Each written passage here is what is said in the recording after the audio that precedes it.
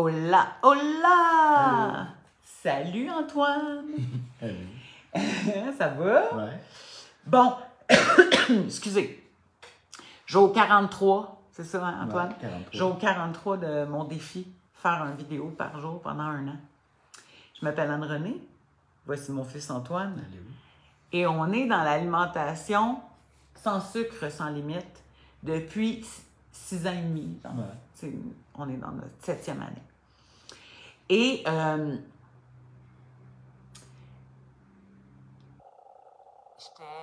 j'écoute, chaque jour, j'écoute des différentes affaires sur le monde de l'alimentation. Parce que depuis que je suis dans cette alimentation-là, j'ai transformé tellement ma vie, ma santé, mon corps, mon tout, que ça m'intéresse grandement. Et donc, je suis toujours en train d'étudier et de continuer là-dedans. Et là, je viens d'écouter une toute petite capsule du docteur, c'est une femme, Casey Means, qui a écrit un livre qui s'appelle Good Energy. Fait que c'était le docteur Casey Means que j'ai écouté, un extrait d'une entrevue qu'elle a faite avec Joe Rogan, je pense. Je pense que c'est lui. C'est ça? C'était lui.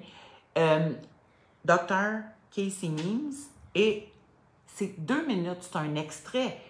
Là, ça m'a donné le goût d'aller écouter tout le reste, mais là, il fallait que je fasse mon live avant de m'embarquer dans une affaire de 2 heures. Dans cet extrait-là, elle ne fait que donner des statistiques sur la population américaine. Je le sais que le Canada, on pourrait dire c'est pas aussi pire qu'aux États-Unis, mais on n'est pas à l'opposé totalement non plus. On s'entend? C'est à même bout du monde. Genre. Puis l'alimentation, ça se ressemble quand même. OK? Fait que, donc, 74% des Américains sont en surpoids ou obèses. C'est beaucoup. C'est le 3/4. 50% des adultes américains souffrent de diabète type 2 ou sont prédiabétiques. Puis en 1950, c'était 1%. En 1950, c'était 1% des Américains qui avaient du prédiabète ou qui étaient diabétiques type 2. Là, c'est 50%. Là, c'est 50%. En 74 ans. Depuis, alors, la démence et l'Alzheimer sont en hausse considérable, mais pire, depuis 2012, je le sais que je parle des États-Unis, mais je pense pas que le Canada est si différent de ça. On dirait que j'ai des grosses passes en dessous des yeux quand je fais ça. En tout cas, c'est différent, ma ouais, hein? Fait que depuis 2012, la démence chez les jeunes adultes a triplé. Ça, c'est fou. Un Américain sur 2 va souffrir d'un cancer dans sa vie. Ouais. Expected, comment tu dirais ça? Je sais pas, expected. Évidemment, c'est en anglais, fait qu'on on traduit, mais on prédit prédit que un Américain sur 2 va avoir un cancer. Et aujourd'hui, on le sait, même au Québec, le cancer, c'est une maladie chronique maintenant. Ça revient. OK? Les cancers chez les jeunes adultes ont monté de 79% dans les derniers 10 ans. Je sais qu'on parle des États-Unis, mais le Canada, c'est pas si loin de ça. Non. L'autisme, c'est rendu, en général aux États-Unis, 1 sur 36 enfants qui va être autiste. En 2000, c'était 1 sur 150. En Californie, c'est même 1 sur 22. C'est pas drôle, là. Non. L'infertilité monte de 1% chaque année. 25%, j'ai pris le temps de les écrire pour vous les dire parce que je trouve que c'est punch, ça fesse. 25% des hommes en bas de 40 ans vont souffrir de dysfonction érectile. Il y a une augmentation des maladies auto-immunes des maladies auto-immunes de 13% par année. 77% des gens qui appliquent pour l'armée ne peuvent pas rentrer dans l'armée parce qu'ils sont soit en obésité ou ils dépendent des drogues. Au Québec, c'est l'endroit qui consomme le plus d'antidépresseurs. Au Québec, il y a des enfants entre 8 et 12 ans qui font du diabète type 2 et qui ont un foie gras. C'est grave. C'est grave ce qui se passe dans le monde au niveau de la santé.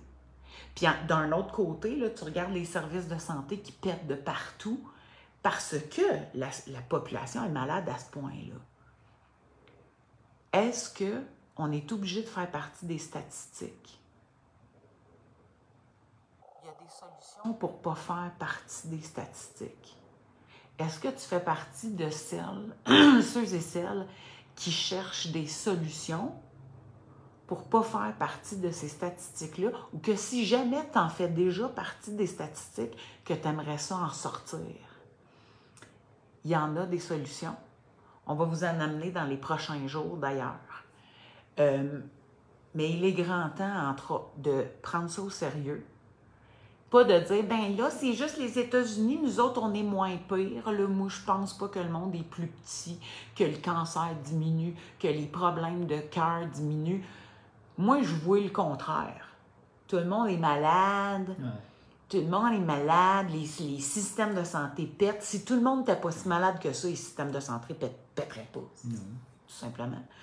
On a là le résultat. Les gens sont trop malades. La lumière me fait des yeux rouges, capote. C'est bien trop fort, ça, cette affaire-là. Fait que c'est important. Ah, merci, Antoine. Je trouve. La lumière. OK. C'est trop fort. Pour vrai, ça n'a pas de bon sens dans quelle société on vit. Puis c'est pas juste les autres, c'est chacun d'entre nous. Chacun d'entre nous qui a besoin de devenir responsable de notre santé. Ouais. Chacun d'entre nous qui a besoin d'arriver à faire des choix éclairés. Pas juste dire, c'est pas grave, demain, la diète, puis de se goinfrer de PFK, puis de McDonald's, puis de gâteaux, puis de sandwich, puis de muffins, puis de barres de chocolat, puis de popcorn. De popcorn, mais tu sais, le monde, ils disent popcorn. Que faisons-nous de cappuccino glacé pour commencer ta journée, alors qu'il y a à peu près, je sais pas, 55 grammes de sucre là-dedans, sous l'étiquette de « c'est ça qui est normal ». Mais ça n'a jamais été normal dans l'histoire de l'humanité. Juste à regarder la statistique, en 1950, les gens ne vivaient pas... Non, mais 1%, ils ne buvaient pas du cappuccino glaçant seulement le matin. Il y avait 1% de la population à ce moment-là qui avait du diabète type 2. Quand j'étais jeune, je suis en 72, le diabète sucré, le diabète type 2, il y a rien que les grands-mères qui mangeaient trop de tarte au sucre qui avaient ça. Pas les enfants, pas les... Ça n'a pas de bon sens, ces statistiques-là. C'est les statistiques que je vous ai nommées. Je sais que ça a rapport aux États-Unis. Je vous le dis, c'est Dr. Casey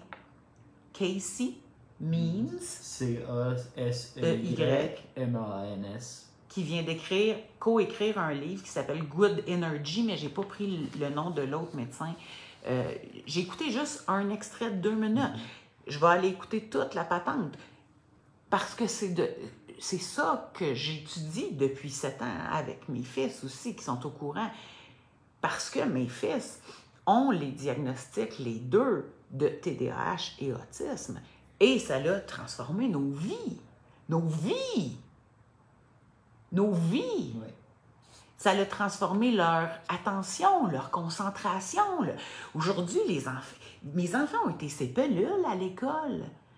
Puis, parce qu'on faisait l'école à la maison, on a décidé de retirer la médication. Puis, c'est dans cette année-là qu'on s'est mis à manger c'est tôt, là, disons-le, mais on a coupé les sucres, les glucides, les pains, on a transformé totalement notre manière de manger Mais ça a transformé le cerveau de mes enfants.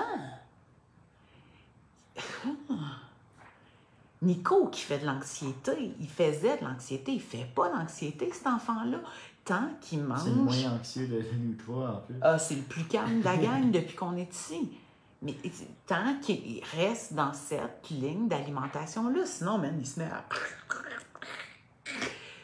L'anxiété grimpe en flèche dans les sociétés. Au Québec, là, je ne sais pas si c'est le Québec qui prend le plus d'antidépresseurs au Canada, en Amérique ou au monde, là.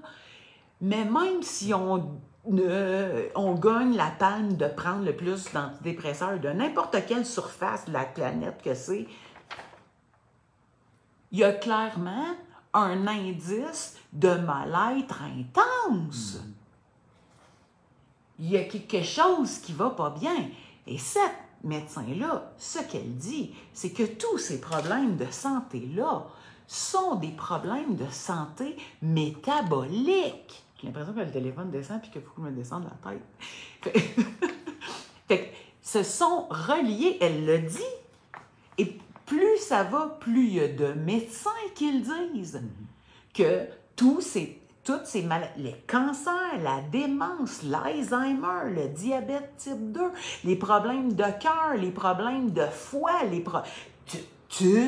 autisme, TDAH, anxiété, dépression, qu'est-ce qu'elle a dit? Chaque année, 800 000 Américains meurent de maladies du cœur. Oui, c'est fou. Ça ne fait que monter. Et pourtant, on est dans l'ère, depuis les années 70, dans l'ère de couper le gras. Tout le monde achète, quand c'est écrit 0%, c'est 0% de gras. On est dans l'ère où on n'a pas mangé de gras, puis on n'arrête pas d'être malade. Depuis que le monde coupe le gras, on est de plus en plus malade. De plus en plus malade. Ça a pris un certain temps pour que ça ait un effet, mais c'est clair. Puis là, tout le monde met ça, la pollution, la machin, tout extérieur à nous. Il n'y a personne de nos grands-mères, à part s'ils sont nés, ils sont mortes après la période de toutes les cochonneries. Mais nos arrière-grand-mères ne s'assoyaient pas avec un sac de Doritos à tous les soirs pour écouter la télé. Désolée, c'est pas vrai. Non. C'est pas vrai qu'ils mangeaient de la tarte aux pommes à toutes les astiques de repas. Le monde, il n'y avait pas d'argent. Oui, là. C'est pas vrai. Que tout le monde mangeait tout le temps, puis des desserts, puis des biscuits, puis des Oreos, puis des sauces au chocolat, puis des drinks, puis des drinks avec l'alcool, pas d'alcool, mais avec autant de sucre, puis encore plus de sucre, puis le popcorn, puis les piscines de coke, puis les cappuccino glacé extra géant, machin, 3 pouces de ci, 4 pouces de ça, 6 pouces de ci, 8 pouces de ça, puis tu mets des sprinkles sur le top, puis des cafés, c'est des sundaes. Mais c'est pas vrai que les gens s'alimentaient de même dans le temps. Ben, c'est pour ça que sur les plages, les gens étaient pas gros sur les photos avant 70 ou même dans les années 70. Hey, les années disco, ils étaient grosses comme des pichinottes. Ils étaient grosses de même. Ils sont toutes... Même tu regardes les acteurs d'aujourd'hui, tout le monde va dire, ben c'est parce qu'ils ont vieilli. Oui, mais quand on les regarde, même des années 90, merde, c'était bien plus petit qu'aujourd'hui. Puis là... OK, moi, j'ai rien à dire. J'ai été une totonne toute ma vie, fait que moi, j'ai rien à dire contre les totonnes, là, au contraire. Mais c'est notre santé en dessous de ça. C'est pas juste, mais t'es belle pareille. C'est notre santé. Ouais. C'est juste les apparences. 74% des Américains sont obèses ou en surpoids. 74%, même si c'était 50 au Canada. 42. C'est quand même... Ça n'a pas d'allure. Ça devrait pas être plus que 1%. 2. Ça devrait pas. Puis on sait que tous les problèmes de santé sont... Tout le monde dit que c'est à cause qu'on est obèse. Puis l'obésité, c'est héréditaire. Mais c'est qui le premier qui a commencé ça? C'est quoi ces excuses-là qu'on se donne? Puis là, on s'en va à l'hôpital, puis là, on est malade, puis là, on a mal ci, mal là, là, le médecin, il regarde tes affaires, il dit, ben là, faut que tu prennes pilule. Là, parce que tu prends cette pilule-là, faut que tu prennes d'autres pilules, parce que là, il y a des effets à ces pilules-là qui fait qu'il faut que tu prennes ces pilules-là pour contrer les effets des pilules-là. Même, tu te retrouves avec un pilulier, ça... Hey, puis là, tout le monde dit, c'est tellement le fun aujourd'hui, on vit plus vieux. Ben oui, mais si à partir de 50 ans, on accepte de manger 14 pilules par jour, qu'est-ce que c'est ça? Qu'est-ce que c'est ça? C'est quoi cette réalité-là qu'on accepte d'emblée? On accepte ça d'emblée, c'est comme, ben c'est normal, là, après 50 ans, de prendre des pilules. Je sais, depuis que j'ai eu 50 ans, tout le monde me dit ça, même ici, au Mexique. Non. Ben après 50 ans, c'est normal d'avoir mal quelque part. Je le sentais, s'il y avait pas mal partout après 50 ans, parce qu'il n'y avait pas toutes les pilules qu'il y avait, là, fait qu'ils seraient tous cassés en deux bien avant. Puis c'est pas vrai qu'ils mouraient autour de 50 ans. La moyenne d'âge, je sais pas, parce que les gens mouraient tous à 50 ans, parce qu'il y avait beaucoup d'enfants qui mouraient jeunes, puis que c'est une moyenne, l'espérance de vie. Comparé tout le monde. Il compare tout le monde. Fait que s'il y en a un qui meurt à 1 an puis un qui meurt à 100 ans, la moyenne, c'est 50. Il n'y en a aucun des deux qui est mort à 50 ans. Mais celui-là qui est mort à 1 an, il a fait descendre la moyenne en Moses par rapport à celui-là qui a vécu jusqu'à 100 ans. L'espérance de vie, OK, mais il y avait beaucoup de mortalité infantile dans les, par exemple, début des années 1900. Fait que donc, aujourd'hui, on est en 2024 avec supposément la plus grande science avancée, puis le plus gros médical qu'on a jamais eu de notre vie. Mais les systèmes de santé sont tous en train de craquer en deux parce qu'il y a trop de malades. Et pourquoi 74% des Américains sont obèses ou en surpoids, même si au Canada c'était 41, sans torche, ça n'a pas de sens. On a supposément de plus en plus de manières de traiter les maladies, mais il y en a, puis il y en a encore plus. Malades. Fait que donc, on travaille pas à bonne place. Comme la docteure, elle a dit, puis là tu me corrigeras si je me trompe, mais elle a dit, moi je me suis intéressée à savoir, mais pourquoi qu'on vit ça? Parce qu'elle, c'était, elle a dit surgeon, me semble. C'était, une chirurgienne. Une chirurgienne, c'est ça. Puis elle est sortie de là, puis elle est revenue avec une différente perspective, pas juste traiter les symptômes, mais voir à la source. C'est la même affaire que le docteur Jason Fung, qui lui, c'est un spécialiste, un néphrologue, je me rappelle plus. En tout cas, il s'occupe des reins. Je pense que c'est ça, néphrologue. Il s'occupe des reins, puis il traite particulièrement des gens qui ont du diabète, parce qu'on sait que le diabète type 2, c'est quelque chose qui va finir par attaquer tes reins, tes yeux, tout, ça attaque, tout. C'est toi qui es malade. C'est pas... Le diabète type 2, c'est pas quelque chose qui... C'est pas un virus, là. C'est pas une bactérie qui te saute d'en face puis qui t'attaque. C'est toi... À la base métabolique. À la base, c'est... Comme moi, je me suis rendue jusqu'au diabète type 2. Pourquoi? Parce que moi, j'ai eu un traitement envers moi-même tellement défaillant puis mal aimant que je me suis remplie de cochonneries, de McDonald's, de chocolat, de dessert. J'avais jamais assez d'excuses pour en manger.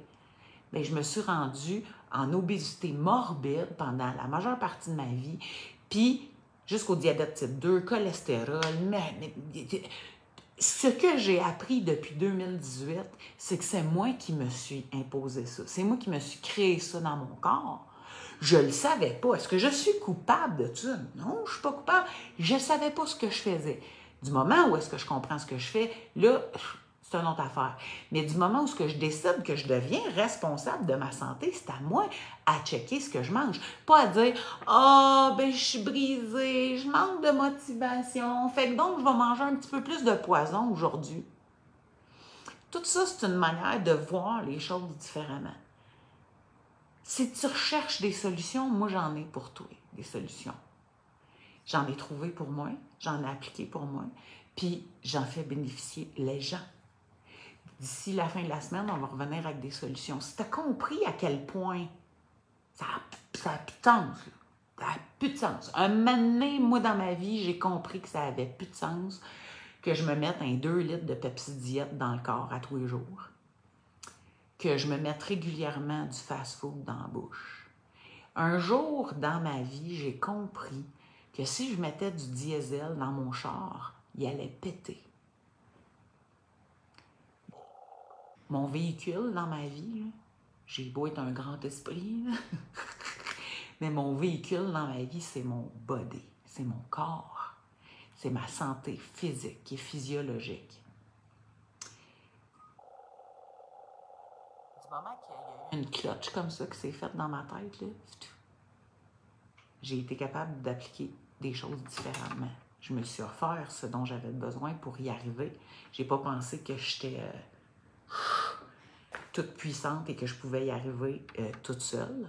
Je me suis payé des services pour y arriver, mais j'ai fait ce que j'avais à faire et j'y suis arrivée. Ça va faire 7 ans en avril, fait que ça fait ça à peu près 6 mois et demi. Je ne dis pas des niaiseries.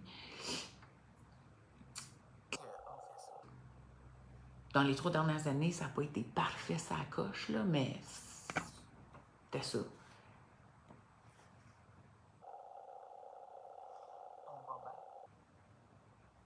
Ouais. On va mieux que le 7 ans. Ouais. Puis je veux absolument me décoller de ces statistiques-là. 74% des Américains, pas des adultes, des Américains, ça inclut les enfants, sont obèses ou en surpoids. 74%. Même si au Canada, ça serait, je ne sais pas, je peux aller voir parce que je suis venue faire le live tout de suite après ces 2 minutes-là. 50% des adultes américains font du prédiabète ou diabète type 2. On attend-tu vraiment au Canada d'être rendu à ce point-là pour réagir? Ou est-ce qu'on manque tellement de courage qu'on se dit, ben qu'est-ce que tu veux? Je fais partie des statistiques. Moi, j'aime pas ça être une statistique, je dirais. Moi non plus. J'aime mieux me décoller. Surtout un Américain sur 2 est prévu d'avoir un cancer dans sa vie.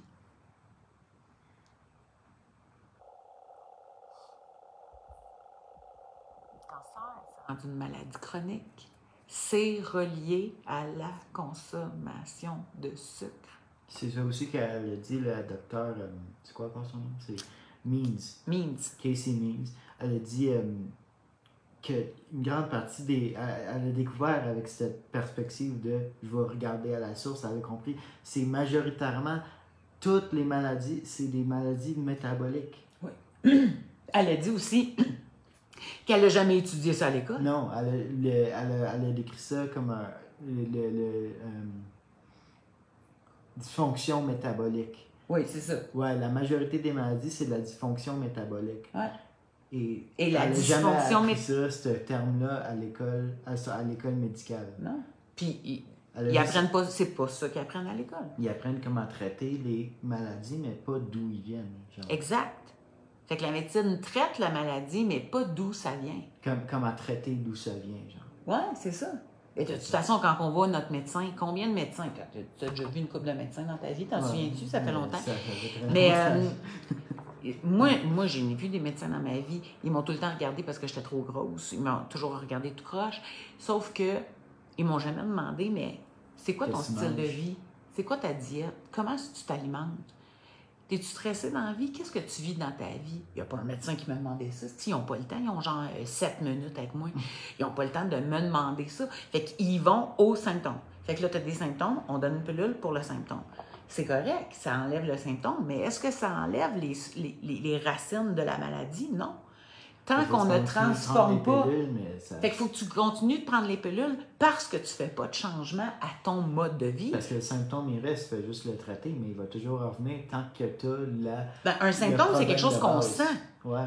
Une maladie peut se propager, peut être en train de se propager dans mon corps, de se créer dans mon corps.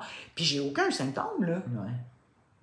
Quand j'ai le symptôme, souvent, c'est parce qu'il est rendu tard là, dans l'histoire. Mais je m'en suis pas rendu compte. J'avais pas de symptômes, genre j'avais pas mal ou ça saignait pas ou il y avait pas de il y avait pas rien d'apparent. C'est ça un symptôme. C'est quand tu es rendu à l'étape où ton corps il commence à se battre contre ça. Bien, ton corps il est rendu qu'il faut qu'il émette des signaux pour que tu comprennes qu'il y a de quoi qui va pas bien. Mais Fait qu'on peut manger n'importe quoi pensant que c'est pas grave, j'engraisse pas. Combien de fois j'ai entendu ça? C'est pas grave, moi, j'engraisse pas. Puis là, ben, il y a des gens qui engraissent pas jusqu'à l'âge de 35-40 ans, là, puis après, c'est comme ton père. T'as une grande asperge, là, mais après 40 ans, il a commencé à être enceinte de 24, de 8. Tu sais, mais la majeure partie des hommes, entre autres, c'est ça. Puis il y a plusieurs femmes qui vont se retrouver. C'est pas grave, moi, j'engraisse pas. Mais c'est pas parce que t'engraisses pas que t'es pas en train de de devenir malade à l'intérieur.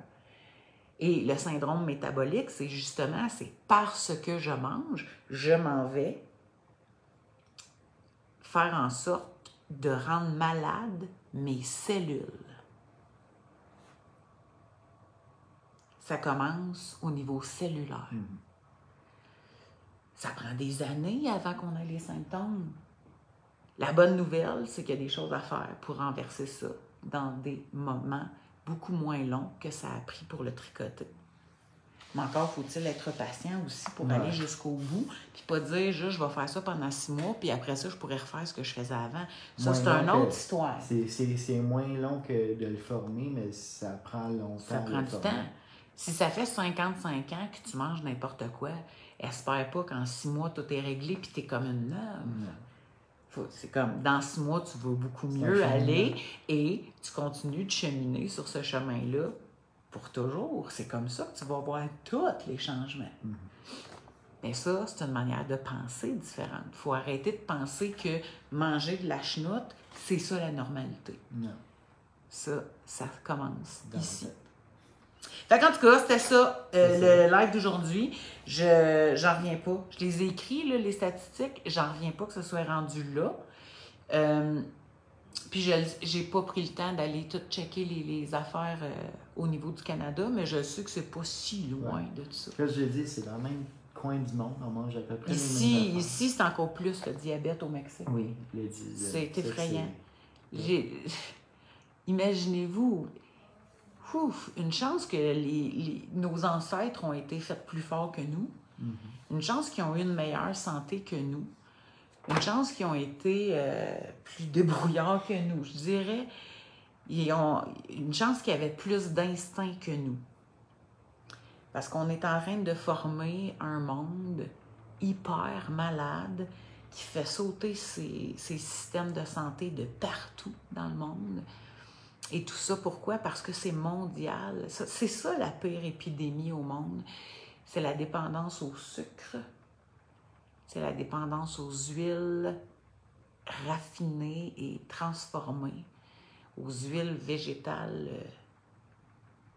que même les diététistes nous conseillent. Et pourtant, nous avons de plus en plus de preuves que c'est ça qui bouche les artères. Mélangé avec un paquet de sucre, mélangé avec du gluten, mélangé avec du glyphosate. Ça, c'est du Roundup qu'ils mettent dans les champs pour terminer la patente plus vite. Puis là, on mange ça, même si on laisse tremper nos affaires pendant 30 minutes. Puis on le fait pas. On le fait pas.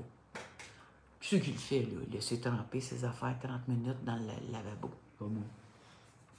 Puis même, ça l'enlève pas. C'est dedans, ça fait partie de la plante. En plus, en tout cas. Puis en plus, la plante a été sélectivement croisée pour des années pour faire la meilleure affaire. Oui, puis là, le gluten est de plus en plus près. C'est intéressant quand on rentre dans ce monde-là.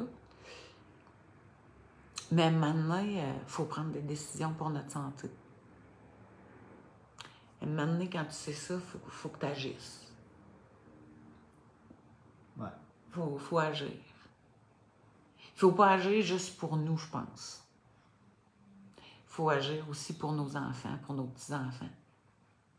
Ça fait des années que je regarde, que j'accompagne des gens dans ce domaine-là, puis il y en a beaucoup qui font ça toutes seules, puis qui continuent de nourrir leurs enfants avec tout ce qu'ils savent que c'est nocif. Ça me questionne. Je pense qu'il est temps qu'on augmente l'amour sur cette planète. Ouais. Qu'on arrive à s'aimer assez pour se respecter et prendre soin de nous correctement. Et aussi pour les gens autour de nous. C'est pas juste une croyance, c'est une réalité. Tout le monde est malade. Le monde est trop gros. Le monde est malade. Moi, j'ai été une enfant grosse, puis quand je vois des enfants qui sont gros aujourd'hui, je les regarde, puis ça me fait de la peine, ce que je me dis. Ils vont souffrir toute leur vie. En tout cas, fait que c'était ça le live. On s'en reparlera. Bonne soirée. Bonne soirée. Bye bye.